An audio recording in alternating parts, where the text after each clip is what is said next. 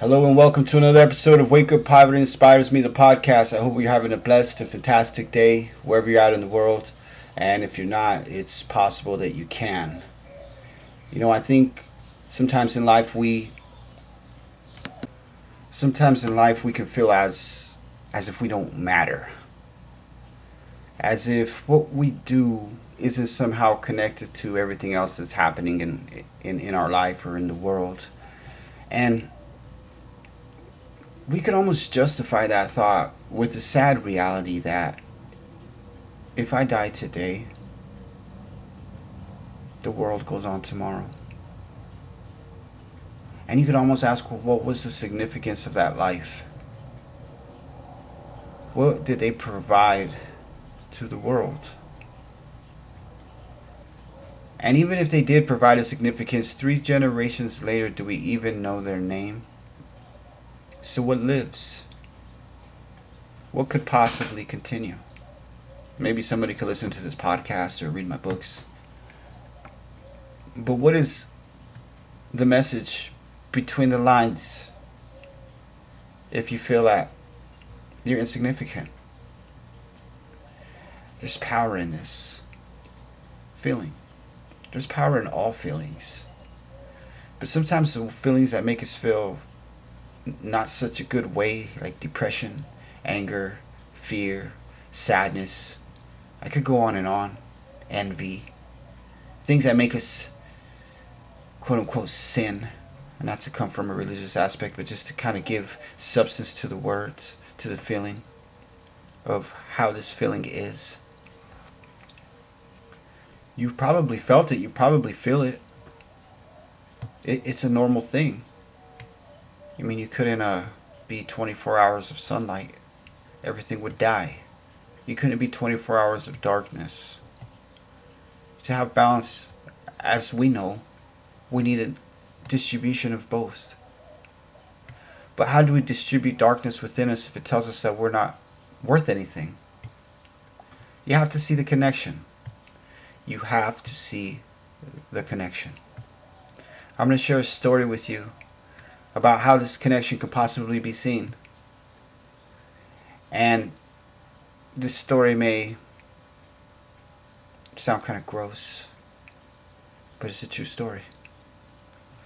When I was 20 years old, my daughter was getting ready to be born. She's an awesome girl. But when she was getting ready to be born, lived in not such great circumstances. The home was nice. It was a 2-bedroom home. It was always clean. It was downtown. It was great in that aspect. But there was a problem at night. Every night. I mean, no matter what you did, you could debug as much as you want, but every night, the sewer roaches would come out. They would come out so much they would fill the porch, and every so often they would get in the house. You might wake up with them crawling right next to you. And this was almost an average thing, but that was not going to be a thing once my daughter was going to be born. It was already known that I'm going to need a new house before the baby comes.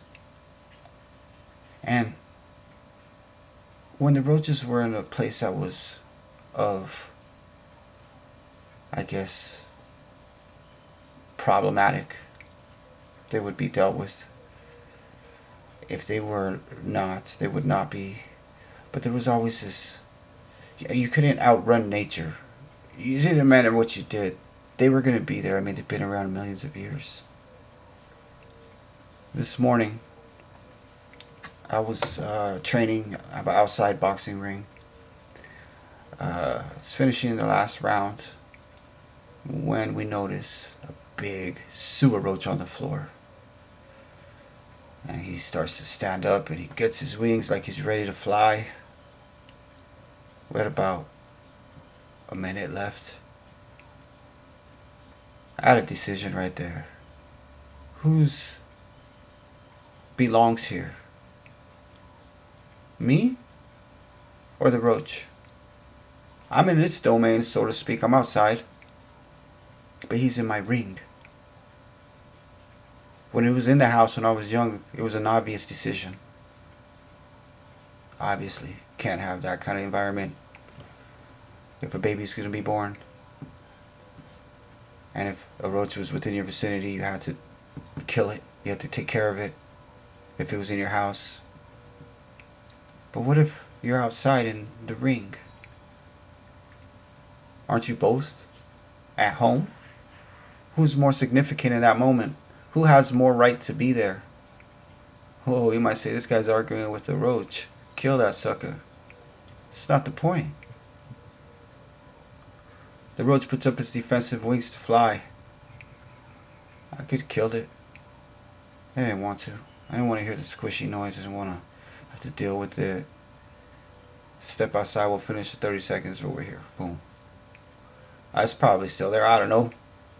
If it's still there later, then maybe we make a different move. You see, because maybe you have to have humility to know that the connectedness of everything becomes everything else. I'm not saying you let bugs run wild in your presence and do nothing. Your space is your space. But do we not have the responsibility to respect the space of other beings in our world, in our universe, and they respect ours? I think that sounds like a very reasonable exchange. You don't see bugs or animals killing each other just to kill each other. It's for food, for a mate, for territory. Humans, I wish I could say that was the only reasons that we harm each other. But maybe if we were all just a little bit more humble in the realization of the connectivity of all things, including others, besides other beings, other human beings, we could all give a little bit more, be a little bit better. And it doesn't have to be driven from a selfish perspective, because remember, 3 generations later, who were we anyway? I believe it's who you are while you live, what you stand for, what you do about what you see, the injustices you see. Everything is connected to us. And as you can free yourself from different things, you all can also free things on a bigger scale, because we are the microcosm of this huge place we call our life, Earth, our existence. Want other people to succeed. It's a hard pill to swallow. Sometimes you have to just focus and do what you need to do. Because if you're feeling a dark energy, a depressive energy, a restrictive energy, it's not going to allow growth. It's not going to allow things to flow. It doesn't mean you don't care. It just means you have a job to do at the moment. And the caring has to be bigger through the work, through how you do it.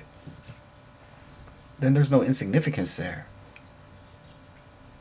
because the purpose is driving the result. There's no questioning whether you belong or you don't, because you're engaged in the doing. And the other comes natural as a result of that. So what if we're just doing it backwards, by resisting that negative energy, that depressive energy, that energy of I don't belong? What if we can accept it, that it's there, and see how we could use this creative power? This may be driving you to listen to this. Maybe you'll listen to another inspirational video. Maybe it'll cause you to do a different action. Test yourself. Be the best version of yourself. It's never given, always earned. And it's never as hard as we think it is. If you could make a decision in that 1% time that you would say no, your life could be completely different. And you could use whatever's driving you, whatever you feel like I'm not good enough for, to push you over the line, to help you move you to the next version, the next step of yourself, of the human being that you're becoming. The choice is us. It's us. We're the choice. We're the future. We're the now. We're the past. And how we show up